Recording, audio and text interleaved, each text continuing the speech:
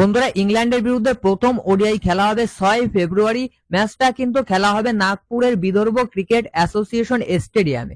তো এই ভিডিওতে আমরা কথা বলবো ইংল্যান্ডের বিরুদ্ধে প্রথম ওডিআই ম্যাচে ভারতের প্লেইং 11 কেমন হবে, কারণ এই ম্যাচটাতে কিন্তু আমরা বেশ কিছু বড় বড় পরিবর্তন দেখতে পাবো এবং কিছু চমকও দেখতে পাবো। তো সম্পূর্ণ ভিডিও দেখুন আর ক্রিকেট সংক্রান্ত সমস্ত আপডেট পেতে চ্যানেলটি অবশ্যই সাবস্ক্রাইব করে রাখুন। তো বন্ধুরা, আগামী 6 ফেব্রুয়ারি ইংল্যান্ডের বিরুদ্ধে প্রথম ওডিআই ম্যাচ খেলবে ইন্ডিয়া।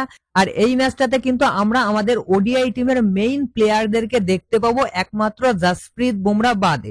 জসপ্রীত বুমরার ইনজুরির জন্য বাদ পড়েছে ইংল্যান্ডের বিরুদ্ধে ওডিআই সিরিজ থেকে। তবে রোহিত শর্মা, বিরাট কোহলি, শুভমান গিল, শ্রেয়াস আয়ার, লোকেশ রাহুল, কুলদীপ যাদব এইসব প্লেয়াররা কিন্তু এই ম্যাচটাতে থাকবেন। তবে তার সঙ্গে এই ম্যাচটাতে কিন্তু একজন প্লেয়ারের ওডিআইতে ডেবিউ হতে পারে। কোন প্লেয়ারটা ডেবিউ হবে সেটা পরে বলছি। প্রথমেই আমরা একটু আলোচনা করি যে ওপেনিং এ কারা থাকছে। তো দেখো, ওপেনিং এ কিন্তু ক্যাপ্টেন রোহিত শর্মার সঙ্গে আরো দুজন এক্সট্রা ওপেনার রয়েছে। ভাইস ক্যাপ্টেন শুভমান গিল এবং যশস্বী জয়সওয়াল এক্সট্রা কিন্তু দুজন ওপেনার রয়েছে। তো ওপেনিং এ রোহিত শর্মার সঙ্গে কাকে পাঠাবে গৌতম গম্ভীর, এটা কিন্তু একটা প্রশ্ন। তবে ম্যাক্সিমাম কিন্তু চান্স রয়েছে শুভমান গিলকে দিয়ে ওপেন করানোর, কারণ চ্যাম্পিয়ন্স ট্রফিতে ইন্ডিয়ান টিমে কিন্তু ওপেনিং এ দেখতে পাবো আমরা রোহিত শর্মা এবং শুভমান গিলকে। তাছাড়াও শুভমান গিল যেহেতু এই সিরিজটার ভাইস ক্যাপ্টেন, তার জন্য কিন্তু ক্যাপ্টেন রোহিত শর্মার সঙ্গে শুভমান গিলকে আমরা ওপেনিং এ দেখতে পাবো। তারপর আরো একটা পজিশন, সেটা হচ্ছে উইকেট কিপিং কে করবে, লোকেশ রাহুল নাকি ঋষভ পান্ট। তো দেখো, এই মুহূর্তে যতটা উইকেট কিপিং এর আপডেট আমাদের কাছে আছে, মানে কিছু সংবাদ মাধ্যমে কিন্তু যে আপডেট এসেছে সেই আপডেট অনুযায়ী ইন্ডিয়া কিন্তু ফার্স্ট চয়েস উইকেট কিপার হিসেবে লোকেশ রাহুলকে খেলাতে চায়। ঋষভ পান্টকে কিন্তু এক্সট্রা অর্থাৎ ব্যাকআপ উইকেট কিপার হিসেবে দলে রাখা হয়েছে।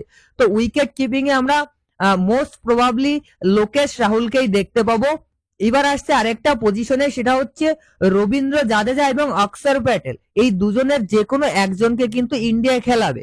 তবে কারেন্ট ফর্মের বিচারে কিন্তু রবীন্দ্র জাদেজার থেকে অক্ষর প্যাটেলের ব্যাটিং অ্যাবিলিটিটা বেশি আছে।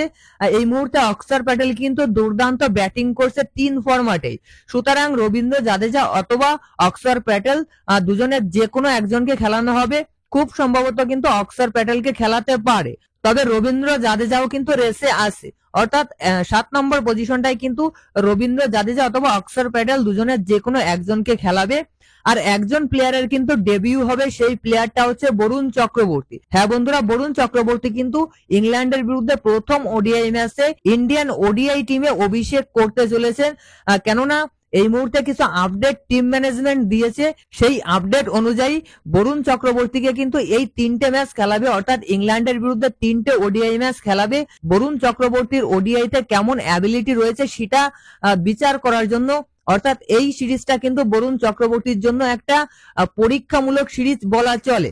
এই সিরিজে যদি বরুণ চক্রবর্তী ওডিআইতে তার ফিটনেস প্রমাণ করতে পারে, তাহলে কিন্তু টিম ইন্ডিয়া 11ই ফেব্রুয়ারির আগে বরুণ চক্রবর্তীকে চ্যাম্পিয়ন্স ট্রফির স্কোয়াডে সামিল করতে পারে। এই কারণে বরুণ চক্রবর্তীকে কিন্তু প্রথম ওডিআই থেকেই খেলানো হবে। তো চলুন আমরা প্লেইং 11টা কেমন হচ্ছে সেটা একবার দেখে নিই। ওপেনিং এ থাকছে ক্যাপ্টেন রোহিত শর্মা এবং তার সঙ্গে থাকছে ভাইস ক্যাপ্টেন শুভমান গিল। 3 নম্বরে থাকবে বিরাট কোহলি, 4 নম্বরে শ্রেয়াস আয়ার, 5 নম্বরে কেএল রাহুল উইকেট কিপার, 6 নম্বরে হার্দিক পান্ডিয়া, 7 নম্বরে রবীন্দ্র জাদেজা অথবা অক্ষর প্যাটেল, 8 নম্বরে কুলদীপ যাদব, 9 নম্বরে মোহাম্মদ শামি, 10 নম্বরে অর্শদীপ সিং এবং 11 নম্বরে বরুণ চক্রবর্তী। তো এটা কিন্তু ইংল্যান্ডের বিরুদ্ধে প্রথম ওডিআই ম্যাচে ভারতের প্লেইং 11 হতে চলেছে। তো প্রথম ওডিআই ম্যাচ কোন টিম জিতবে কমেন্টে জানাবেন।